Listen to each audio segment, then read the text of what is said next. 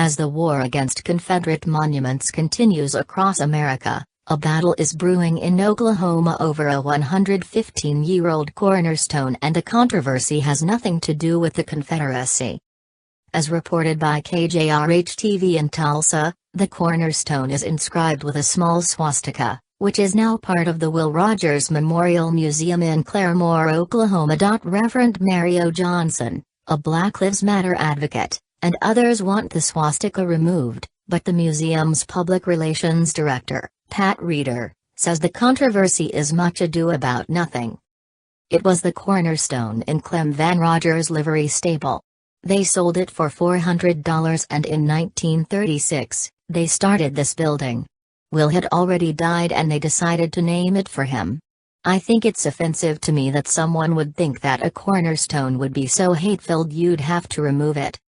Reeder says the swastika has meant different things to different people since its origin. For Native Americans, who were very much life, earth, and sun, that's what it meant to them.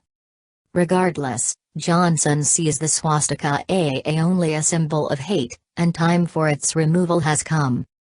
When you see it now, it's a public representation of hate, and regardless of what it meant then, it's how people see it now. The swastika sign is the main point. I don't believe that it'll be too much of a removal process because it's very understandable. I couldn't find anything that called it a name, Reeder says. I think it was given the name when Hitler decided he needed a symbol. Reeder is partially incorrect. As noted by the Holocaust Encyclopedia, the swastika has been around for more than 5,000 years. It was used at least 5,000 years before Adolf Hitler designed the Nazi flag. The word swastika comes from the Sanskrit svastika, which means good fortune or well-being. To this day it is a sacred symbol in Hinduism, Buddhism, and Jainism. It is a common sight on temples or houses in India and Indonesia. Swastikas also have an ancient history in Europe, appearing on artifacts from pre-Christian European cultures.